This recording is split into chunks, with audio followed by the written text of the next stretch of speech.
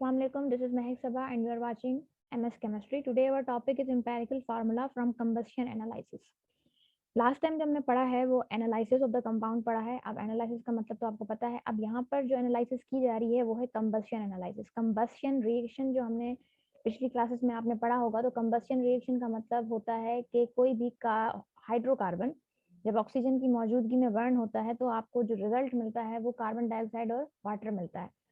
तो असल में होता क्या है कि फॉर एग्जांपल अगर कोई अननोन कंपाउंड है और उसकी अगर हम कंबस्शन करवा रहे हैं, अगर वो हाइड्रोकार्बन है, हमें ये पता है अननोन के लिए कि ये हाइड्रोकार्बन है, तो जब हम उसकी कंबस्शन करवाएंगे तो हमें प्रोडक्ट्स जो मिलेंगे वो कार्बन डाइऑक्साइड और वाटर मिलेंगे. तो यहाँ पर ये लिखा हुआ है दो organic compounds which simply first consist of carbon, hydrogen and oxygen can be analysed by combustion. यानी ऐसे कंपाउंड्स जिनके पास ये वाले एलिमेंट्स होते हैं, कार्बन, हाइड्रोजन एंड ऑक्सीजन, वो इजीली हम उनको एनालाइज कर सकते हैं बाय कंबस्शन रिएक्शन. क्योंकि जब हम कंबस्शन करते हैं तो हमें उनका प्रोडक्ट मिलता है, that is carbon dioxide and water.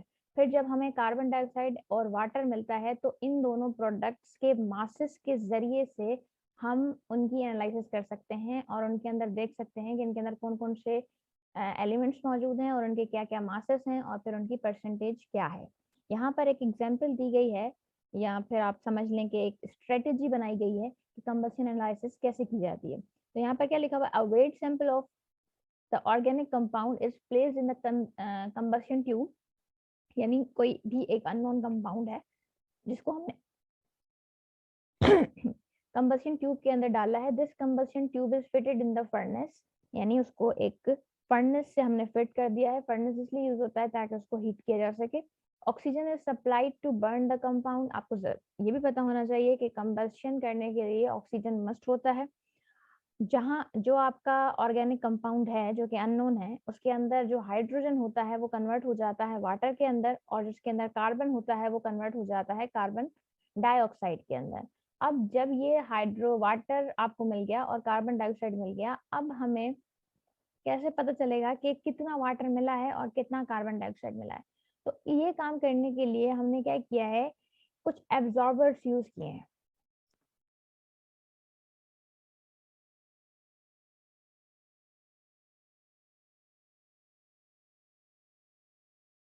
तो हम पढ़ रहे थे एब्जॉर्बर्स. उसके बाद जो आपके पास वाटर और कार्बन डाइऑक्साइड आ गई है, अब आपको कैसे पता चलेगा कि वहां पर कितना वाटर आपको मिला है और कितनी कार्बन डाइऑक्साइड गैस आपको मिली है.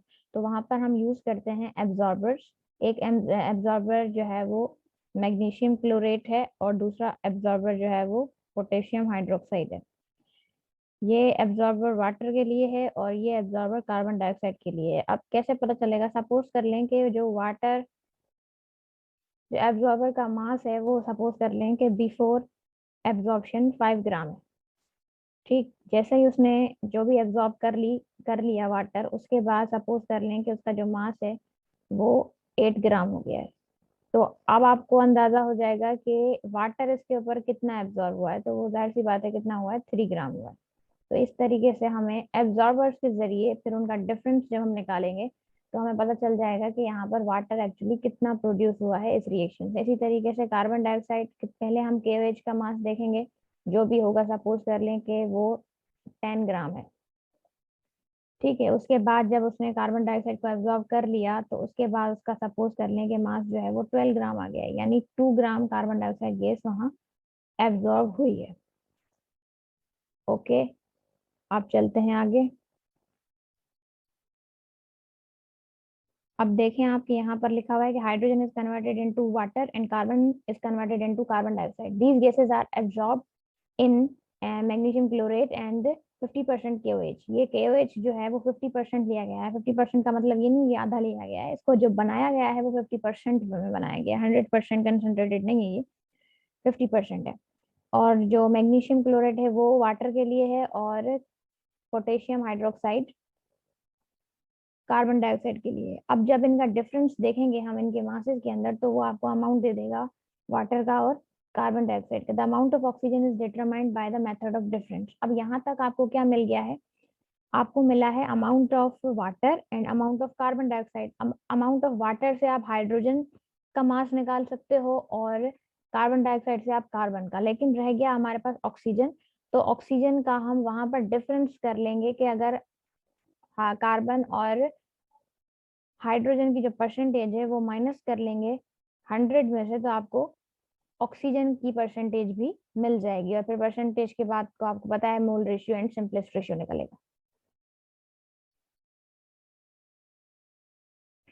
उसके बाद सिर्फ यहाँ पर परसेंटेज निकालने का फार्मूला दे दिया गया है, आपको इसके डीप में जाने की जरूरत नहीं है। सिर्फ आप फार्मूला याद रख लें कि हम परसेंटेज कैसे निकाल सकते हैं कार्बन की कार्बन डाइऑक्साइड में से। यानी आपको कार्बन डाइऑक्साइड का तो मास पता चल गया, वो आपने कैसे किया एब्जॉर्बर से। यानी आपको प्रॉब्लम में वो मास ऑफ कार्बन डाइऑक्साइड देगा कि सपोज कर लेंगे अगर कोई अननोन कंपाउंड है तो वो आपको जितना भी दिया गया है वो आपको दिया जाएगा, और फिर जब उसको कंबशन करने के बाद जो आपको प्रोडक्ट मिलेंगे उनके मासेस भी आपको गिवन होंगे। ये तो प्रैक्टिकली है कि आपको एब्जॉर्बर से मालूम करना पड़ेगा। तो परसेंटेज निकालने के लिए आपको मास ऑफ कार्बन डाइऑक्साइड चाहिए होगा जो कि आपको डेटा में गिवन होगा।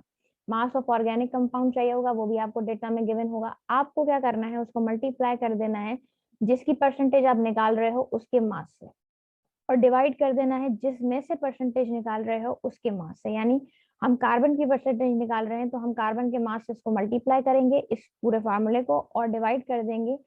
हम कार्बन डाइऑक्साइड में से निकाल रहे हैं तो कार्बन डाइऑक्साइड के मास से इसको डिवाइड कर देंगे, और परसेंटेज निकालने का मेन जो पार्ट है वो है 100 से मल्टीप्लाई कर देंगे। इसी तरीके से हाइड्रोजन को कैसे करेंगे हम, मास ऑफ वाटर यानी मास ऑफ कार्बन डाइऑक्साइड, और यहाँ पर क्या लिखेंगे मास ऑफ वाटर, क्योंकि हाइड्रोजन की परसेंटेज हम वाटर से निकाल रहे हैं, और मास ऑफ ऑर्गेनिक कंपाउंड तो सिमिलर होगा। उसके बाद उसको मल्टीप्लाई कर देंगे 2 से। 2 क्या है, हाइड्रोजन का मास है। हाइड्रोजन हमेशा मॉलिक्यूलर फॉर्म में होती है, एटॉमिक फॉर्म में नहीं होती है। तो यहाँ पर हम जो इसका मास लिखेंगे वो 2 लिखेंगे क्योंकि hydrogen is in the form of molecule.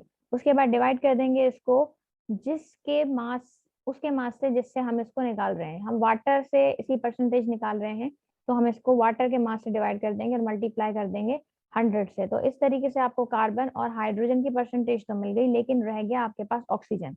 तो ऑक्सीजन की परसेंटेज निकालने के लिए हम क्या करेंगे कि जो परसेंटेज आपकी कार्बन की निकली है उसको, और जो परसेंटेज हाइड्रोजन की निकली है उन दोनों को प्लस करके फिर 100 में से माइनस कर देंगे। तो टोटल में से जब आप कार्बन और हाइड्रोजन की माइनस कर दोगे तो ऑफकोर्स बाकी जो बचेगा वो ऑक्सीजन ही होगा। अब इसकी एग्जाम्पल दी गई है वो करते हैं। इस एग्जाम्पल में आपको दिया गया है एक सैंपल जो कि लिक्विड है, ठीक है, और उसके अंदर आपको बताया गया है कि कार्बन है, हाइड्रोजन है, ऑक्सीजन है, और कंबशन एनालिसिस उसकी की गई है, यानी कि उसको हीट अप किया गया है in the presence of oxygen. तो वो आपको प्रोडक्ट्स भी बता रहा है कि जो आपका कंपाउंड था एक्चुअली उसका मास कितना था, 0.5439 ग्राम ऑफ द कंपाउंड। वो आपको क्या क्या दे रहा है, 1.039 gram of carbon dioxide, 0.6369 gram of water. सिर्फ आपको ये प्रोडक्ट दे रहे हैं क्योंकि आपको पता है कि जो भी ऑर्गेनिक कंपाउंड्स होते हैं मोस्टली हाइड्रोकार्बन यानी, तो वो जब उनकी कंबशन एनालिसिस करते हैं तो हमें कार्बन डाइऑक्साइड मिलता है और वाटर मिलता है। यहाँ पर आपको दिया गया है कि कार्बन डाइऑक्साइड आपको कितना मिला है और वाटर आपको कितना मिला है। अब आपके पास क्वेश्चन ये है कि आप इसका एम्पेरिकल फार्मूला डिटरमाइन करो। डेटा बना लेंगे, डेटा में प्रॉब्लम बिल्कुल सॉल्व हुई है। Mass of the organic compound आप लिख लेंगे जो है, मास ऑफ कार्बन डाइऑक्साइड लिख लेंगे और मास ऑफ वाटर लिख लेंगे। सिंपल वही वाला फार्मूला लगाएंगे यहाँ पर जो आपको ऊपर दिया गया था कि हम सबसे पहले क्या करते थे, मास ऑफ कार्बन डाइऑक्साइड यानी मास ऑफ कार्बन डाइऑक्साइड यहाँ पर क्या दिया है 1.039 ग्राम, वो लिख दिया, डिवाइड कर दिया उसको जो मास ऑफ ऑर्गेनिक कंपाउंड है यानी जिसकी आपने कंबशन एनालिसिस की है उसके मास को डिवाइड कर देंगे, फिर मल्टीप्लाई कर देंगे जिसका हम कर रहे हैं, यानी कार्बन का कर रहे हैं तो हमने इसको 12 से मल्टीप्लाई कर दिया, और डिवाइड किससे करेंगे, जिसमें से हम निकाल रहे हैं यानी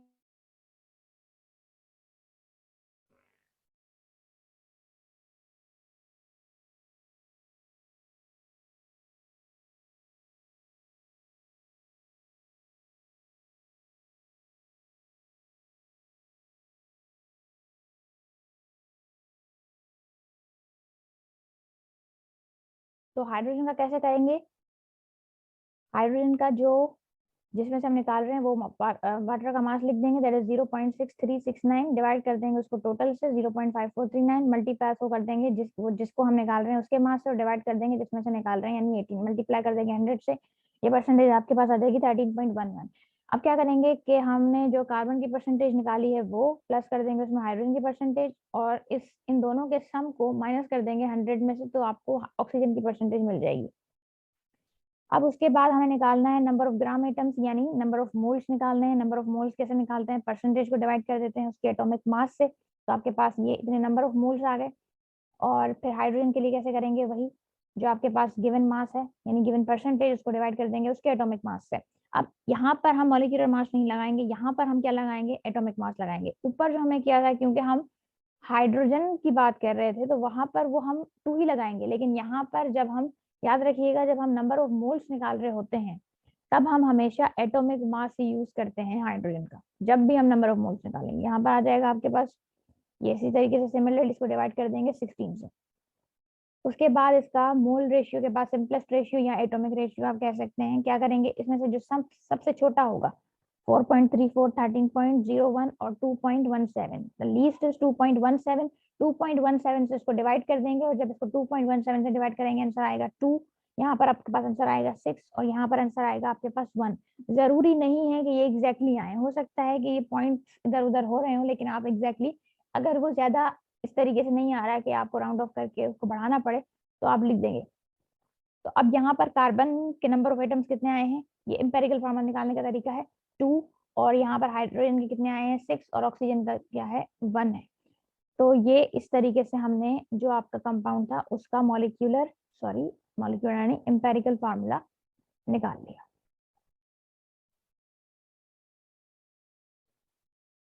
अब आ जाते हैं मॉलिक्यूलर फार्मूला पर। मॉलिक्यूलर फार्मूला को मैं पहले भी बहुत ज्यादा डिस्कस कर चुकी हूँ, तो इस बार अभी ज्यादा नहीं करूंगी। इसमें क्या है कि वो आपको क्या दे रहा था, रिलेटिव नंबर ऑफ एटम्स, यानी एक्चुअल नहीं दे रहा था, सिंपलेस्ट रेशियो दे रहा था कि सिर्फ आपको इतना पता होगा कि अगर कार्बन का एक हिस्सा है तो हाइड्रोजन के कितने हिस्से होंगे, ऑक्सीजन के कितने हिस्से होंगे। तो ये एग्जैक्टली नहीं बता रहा था एम्पेरिकल फार्मूला, लेकिन मॉलिक्यूलर फार्मूला आपको पता है हमें exact number of atoms they रहा होता है, एक्चुअल मॉलिक्यूल है, और आपको टोटल नंबर ऑफ आइटम्स दे रहा होता है, लिखा हुआ है यहाँ पर टोटल नंबर ऑफ आइटम्स आपको दे रहा होता है। जैसे कि आपको पता है कि मॉलिक्यूलर फार्मूला ऑफ बेंजीन क्या है, C6H6, while that of glucose is C6H12O6। यहाँ पर इन्होंने एम्पेरिकल फार्मूला भी दिए हुए हैं। बेंजीन का एम्पेरिकल फार्मूला क्या था CH, और ग्लूकोज का क्या था CH2O respectively। So far these compounds, the molecular formulas are the simple multiple of the molecular empirical formula. तो सिंपली ये बात होती है कि अगर एम्पेरिकल फार्मूला है जो भी है तो उसका सिंपल मल्टीपल आप कर दें। लेकिन अब सवाल ये पैदा होता है कि मल्टीपल फिर हम क्या करें, यानी मल्टीपल तो कोई भी हो सकता है ना, हो सकता है हम 2 से मल्टीप्लाई कर दें, 3 से करें, 4 से करें, 5 से करें, 6 से करें, किससे मल्टीपल करें उसको। तो बहरहाल अभी आप इतना याद रखें कि इसको मल्टीपल करना होता है। कितना मल्टीपल करना होता है वो आपके पास आगे उसके लिए फार्मूला है कि कितना मल्टीपल करना होता है। तो मॉलिक्यूलर फार्मूला किसके बराबर होता है, multiple of empirical formula. This n shows the multiple, यानी सिंपल इंटीजर है, कोई भी नंबर हो सकता है। दोस compounds whose empirical and molecular formula are the same are numerous। बहुत सारे ऐसे कंपाउंड्स होते हैं जिनका एम्पेरिकल और मॉलिक्यूलर फार्मूला सेम होता है, और जो ऐसे कंपाउंड्स होते हैं जिनका एम्पेरिकल और मॉलिक्यूलर फार्मूला सेम होता है उनके लिए जो n की वैल्यू होती है वो हमेशा 1 होती है।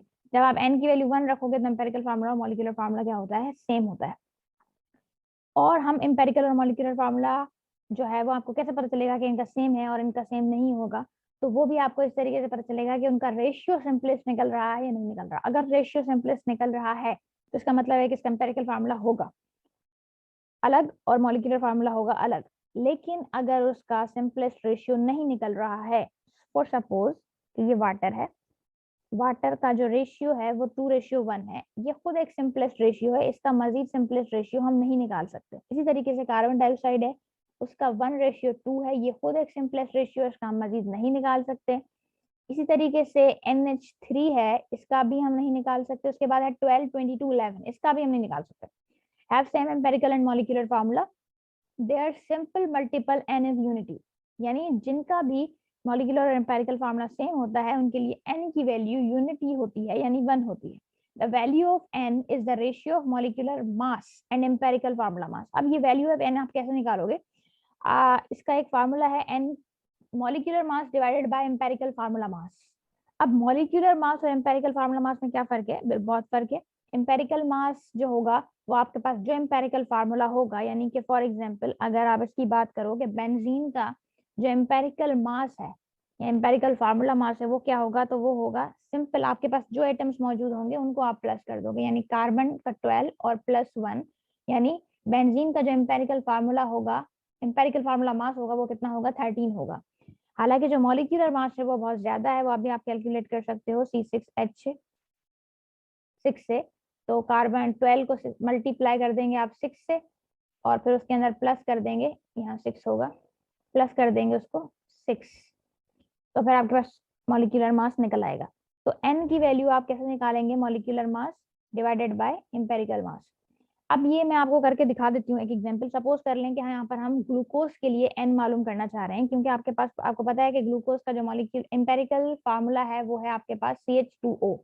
अब यहाँ पर मैं इसको किससे मल्टीप्लाई करूं कि मेरे पास ग्लूकोज का फार्मूला आ जाए, यानी मॉलिक्यूलर फार्मूला आ जाए, तो n क्या होना चाहिए यहाँ पर। n कैसे पता चलेगा आपको, मॉलिक्यूलर मास को डिवाइड कर देंगे आप एम्पेरिकल मास से। आपको पता है मॉलिक्यूलर मास ऑफ ग्लूकोज कितना होता है, 180 होता है, आप खुद निकाल कर देख सकते हैं।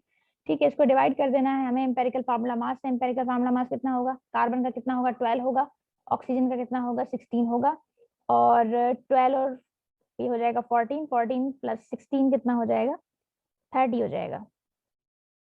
ठीक है, तो ये हो जाएगा 30। जब आप 180 को 30 से डिवाइड कर दोगे तो ये 0 0 से कैंसिल हो जाएगा, और यहाँ पर 3 1 ज़ा 3 और 3 6 ज़ा 18, यानी आपके पास ग्लूकोज के लिए जो इंटीजर आया है n, वो 3 है, सॉरी 6 है, 6 6 3 नहीं, वो इंटीजर क्या है आपके पास, 6 है। यानी आपके पास ये जो मॉलिक्यूलर फार्मूला है CH2O, ठीक है, इसको आपने मल्टीप्लाई कर देना है n से, यानी 3 से, 6 से, तो नहीं क्यों 3 आ रहा है बात, 6 से इसको मल्टीप्लाई जब हम करेंगे तो आपके पास क्या आ जाएगा, C6H12 और O6। तो आपको जब n की वैल्यू पता होगी तो सिंपली आप एम्पेरिकल फार्मूला से मॉलिक्यूलर फार्मूला निकाल सकते हो। लेकिन n की वैल्यू मालूम करने के लिए आपके पास एम्पेरिकल फार्मूला मास होना चाहिए, और एम्पेरिकल फार्मूला मास होने के लिए आपके पास एम्पेरिकल फार्मूला होना चाहिए। जब आपके पास एम्पेरिकल फार्मूला होगा तो आपके पास एम्पेरिकल फार्मूला मास आ जाएगा, और एम्पेरिकल फार्मूला मास आ जाएगा तो आपके पास n की वैल्यू आ जाएगी, और जब आपके पास n की वैल्यू आ जाएगी तो आपके पास मॉलिक्यूलर फार्मूला भी आ जाएगा। अब इसकी एग्जाम्पल करते हैं।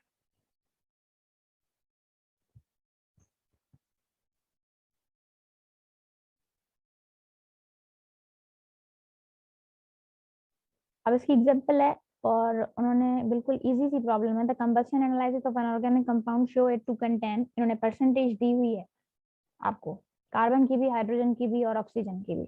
ठीक, अब आपको, आपसे पूछ रहा क्या रहा है, empirical formula of the compound, और आपको मॉलिक्यूलर मास दे रहा है, क्योंकि मॉलिक्यूलर मास जब तक आपको नहीं पता होगा तो आप मॉलिक्यूलर फार्मूला नहीं निकाल सकते। तो हमें एम्पेरिकल फार्मूला भी निकालना है और उसके बाद इसका मॉलिक्यूलर फार्मूला भी निकालना है। तो आपको पता है कि जब आपको परसेंटेज दी हुई हो तो आपका नेक्स्ट स्टेप जो होता है वो नंबर ऑफ मोल्स होता है या नंबर ऑफ ग्राम एटम्स होता है। तो हम कैसे निकालते हैं, परसेंटेज को डिवाइड कर देते हैं उसके एटॉमिक मास से। तो यहाँ सब में हमने यही किया है, परसेंटेज को डिवाइड कर दिया है उनके एटॉमिक मासेस से। यहाँ पर कार्बन है तो यहाँ 12 से मल्टीप्लाई डिवाइड किया है।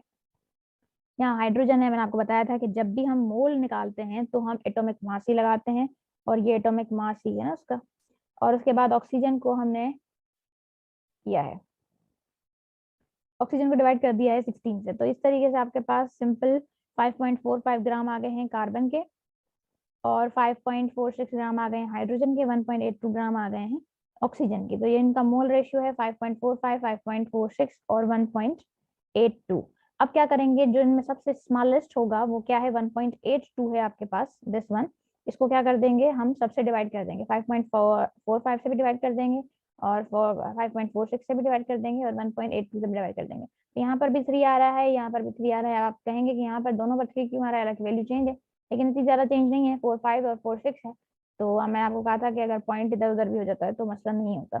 तो यहाँ पर आपके पास 3 3 1 जो है वो इसका एम्पेरिकल रेशियो आ गया है।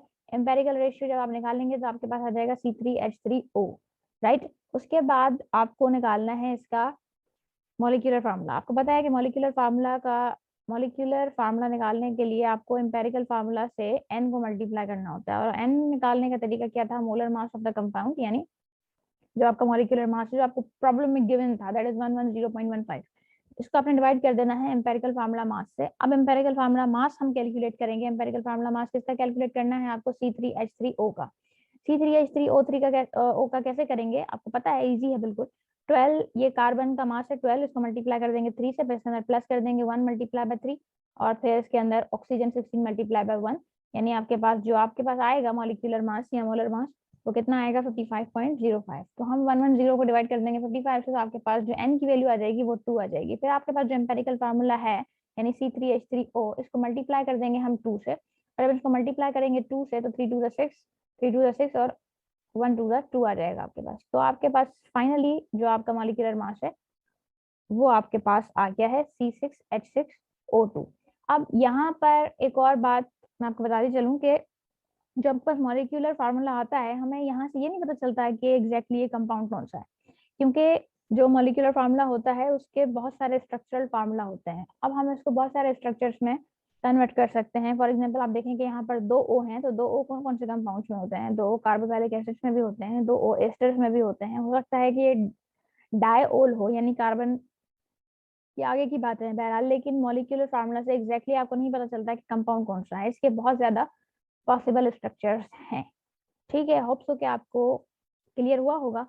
नेक्स्ट हम बनाएंगे कॉन्सेप्ट ऑफ मोल पर आएंगे। तो तब तक के लिए अल्लाह हाफिज, अपना बहुत सारा ख्याल रखिएगा।